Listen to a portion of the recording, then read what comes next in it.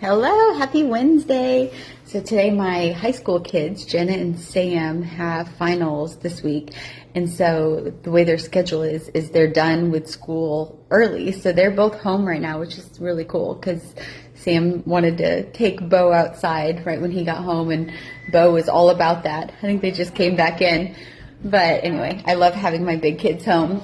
And that's really all that's going on today is just my big kids are home and we're just having a regular day, which is nice. So the younger kids will have their Christmas parties on Friday, and then everybody's home for like 2.5 weeks or something for Christmas break after that. So my dad is having chemotherapy and radiation today. So here's Cora, your hair.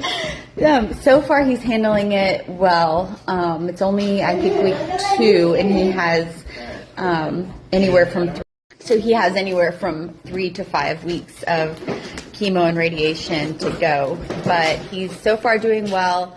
It's hard for him to swallow still, so he's losing weight because he's kind of on a liquid diet. We've been making him smoothies and trying to give him food, just, encourage him to eat anything and everything, just liquid, but he's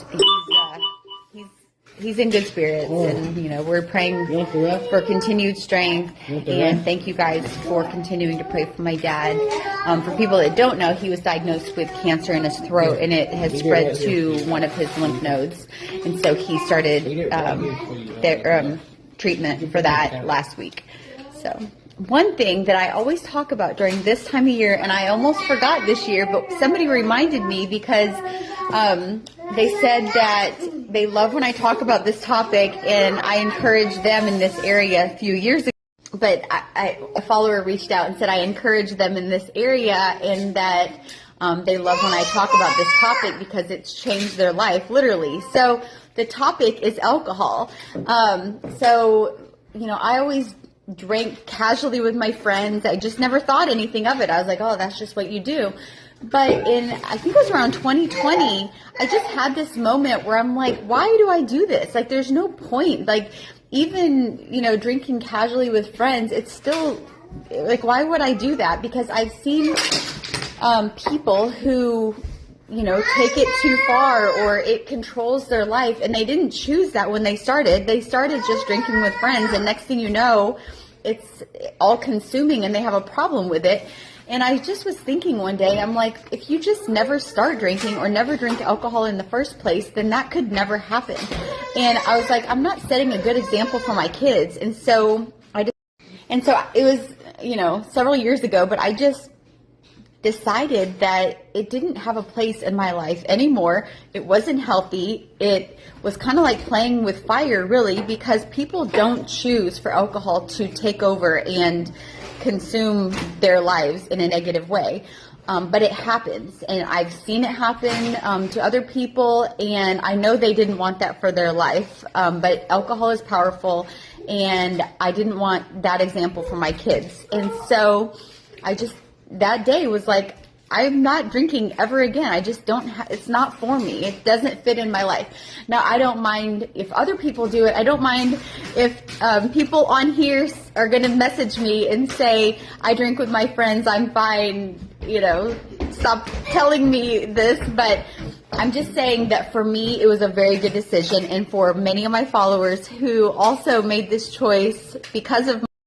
So I'm not meaning to be like lecturing. I'm just saying that I made that choice. I'm glad I made that choice. And then every year when I talk about this during this time of year, other people take the challenge to also not drink alcohol during the holidays or not drink alcohol socially, and realize that they don't need it in their life. It doesn't fit in their life too.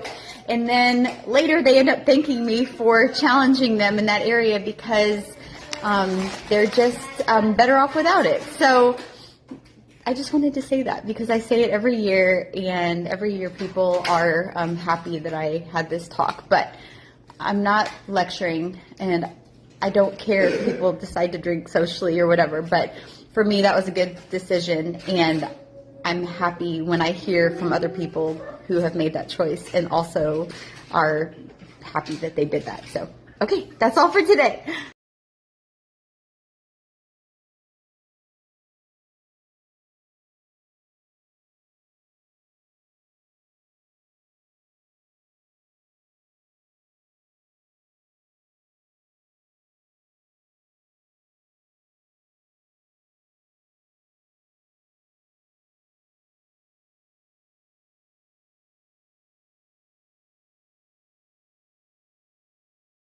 Purple. Done. Good job, Cora. Now we're going to do shapes.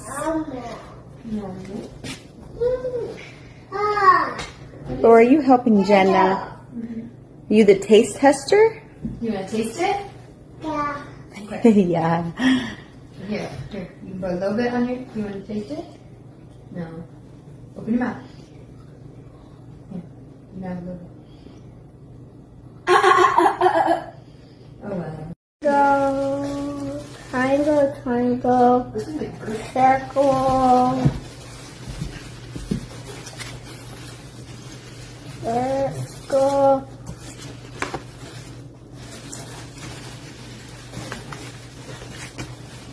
heart, square,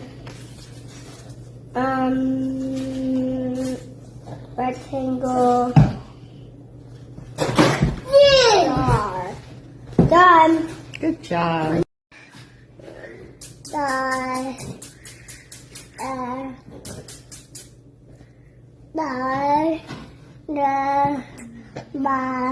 Ten. Good job, Cora. Nine. Make it go. 6. Good job. They're all the right ones I got. Okay. 3. You did say 3. That is 3. 1, 2, 3, 4, 5. 5. Yep.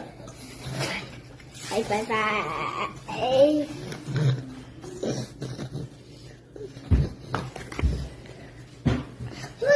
One. That's 2. 7. Dad, no, Daddy. Who is there? Together. It is done. C, this is the letter C. Cat, car. D, this is the letter D. Dog. Daisy. E, this is the letter E. Egg. E, F. This is the letter F. Fish. Fan. G. All right, today I'm going to read a paragraph from another chapter in my new book, A Full House, A Full Heart. The new section, Embracing Your Role and Legacy, Chapter 16, The Power of Words. Let's read this chapter. At the end of the day, the words we speak shape our homes, our relationships, and our hearts. Whether we're speaking to our kids, our spouse, ourselves, our words hold incredible power. Let's use that power to create homes filled with love, grace, and encouragement. Because when we use our words wisely, we're not just shaping our families, we're building a legacy of love that will last generations. We encourage open, honest communication in our home where everyone feels safe to share their thoughts and feelings. And so, this whole chapter was fun to write about words. They're so true. And I always tell my kids that their words are a reflection of their heart. Chapter 17 is tomorrow.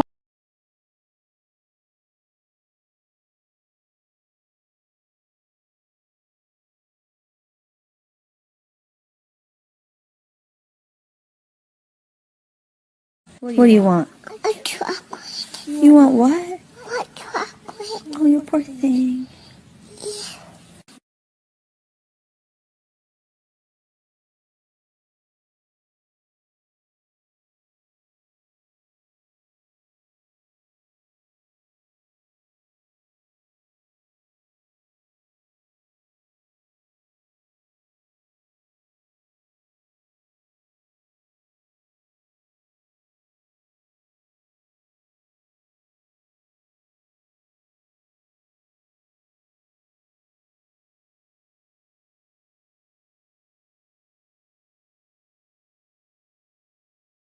One of our sweet followers sent us some diapers and some pacifiers and this set of onesies for the new baby.